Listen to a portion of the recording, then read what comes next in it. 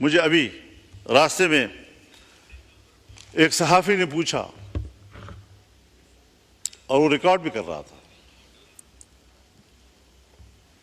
कि जी जनरल आसिम मुनीर साहब और ट्रंप की मुलाकात हुई है, आप इस बारे में क्या कहेंगे। मैंने कहा कि अभी मेरे पास तो कोई ऐसी रिपोर्ट नहीं है, उन्होंने अगर कोई वहाँ पर प्रेस टॉक की हो मेरे इल्म में नहीं है, लेकिन मैं एक सियासी कारकुन के तौर पर यह तज्जिया कर सकता हूँ कि उसने ज़रूर कहा होगा कि इंडिया पाकिस्तान के दरमियान जंग नहीं होनी चाहिए।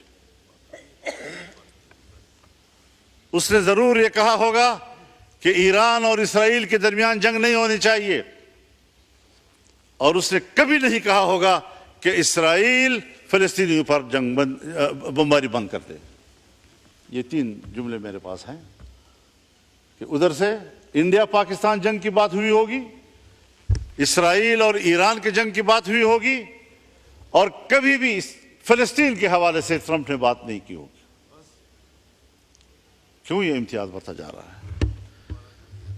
जहां पर सहयूनी मरता है, जहां पर मोदी मरता है, इससे तो उनको तकलीफ हो रही है, लेकिन अगर एक गरीब मुसलमान, गैर मुसल्लह मुसलमान, छोटे छोटे बच्चे, खवातीन, बूढ़े बुजुर्ग, उनका खून बह रहा है, पूरा शहर मलबे का ढेर बन गया है, इसका किसी को एहसास नहीं है।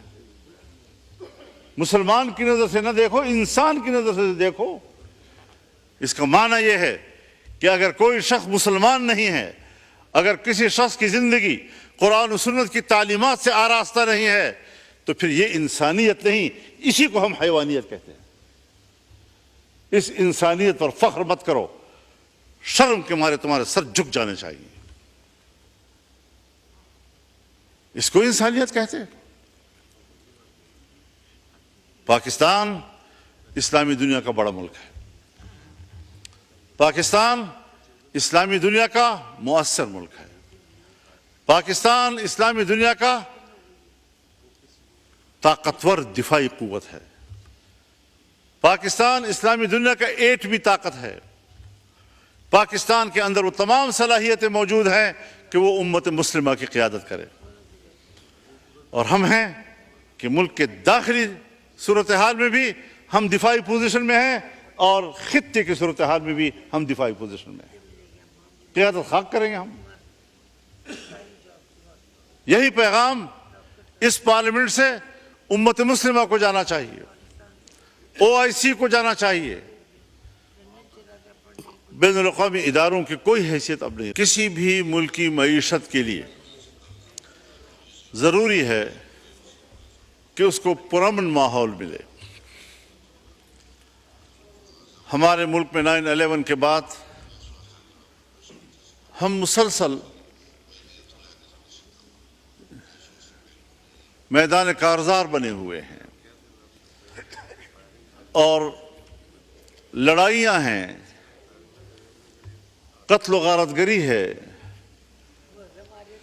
जो किसी ज़माने में जुर्म तस्वुर किया जाता था। कितनी बदकिस्मती की बात है कि आज वो हमारे कल्चर का हिस्सा बन गया है, और सिरे से महसूस ही नहीं किया जा रहा कि यहाँ बदअमनी है, यहाँ लोग महफूज नहीं है। जितने बाइज्जत लोग, जिनको कम से कम अपने सूबे में मैं जानता हूँ या बलूचिस्तान में मैं जानता हूँ, कोई बाइज्जत इंसान भत्ते दिए बगैर अब जिंदा नहीं रह सकता। ये हमारी हालत हो गई है। पार्लियामेंट है तो हिंदुस्तान ने हमारे ऊपर हमला किया। हिंदुस्तान हर लिहाज से हमसे 10 से 15 गुना ज़्यादा ताकतवर और बड़ा है। दिफाई लिहाज से भी हमारी और उनकी निस्बत तकरीबन यही है।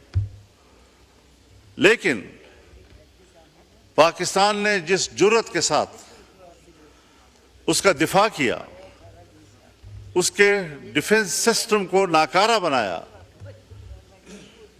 जिन जहाज़ों और जिन पायलटों पर उनको गुरूर था पाकिस्तान ने उनके गुरूर को ज़मींबोस कर दिया। ये सब कुछ देखा और हर तरफ से दाद तहसीन मिली हमारी दिफाई क़ुव्वत को। यानी इसका माना यह है कि अगर हमारी दिफाई क़ुव्वत अपनी आईनी और पेशेवराना जिम्मेदारियों को पूरा करती है और ख़ुद को वहाँ तक महदूद रखती है, कौम कल भी उनके साथ खड़ी थी, कौम आज भी उसके साथ खड़ी होगी। लेकिन सवालात दो हैं। क्या हमारी एस्टेब्लिशमेंट अपनी जिम्मेदारियों तक महदूद है? क्या दिफा के अलावा मुल्क की सियासत को वो कंट्रोल नहीं कर रहे? क्या हमारी पार्लियामेंट को वो कंट्रोल नहीं कर रहे? अगर वो न चाहें, पार्लियामेंट के सुप्रीम होने के बावजूद मेरी तकरीर बाहर नहीं जा सकती। गैलरी में बैठे हुए सहाफ़ी जो आपके इसी स्क्रीन को देखकर उससे खबरें लेते हैं, वो बंद कर दी जाती है। तो फिर आप बताएं कि ये पार्लियामेंट और ये हुकूमत कैसे सावरन है? दूसरा सवाल ये पैदा होता है कि अगर हम 3 या 4 घंटों में हिंदुस्तान की ताकत को और उसके गुरूर को खाक में मिला सकते हैं, तो 40 साल से मुल्क के अंदर हम अस्करियत पसंदी के खिलाफ लड़ रहे हैं। इसके खिलाफ हमें कामयाबी क्यों नहीं मिल रही?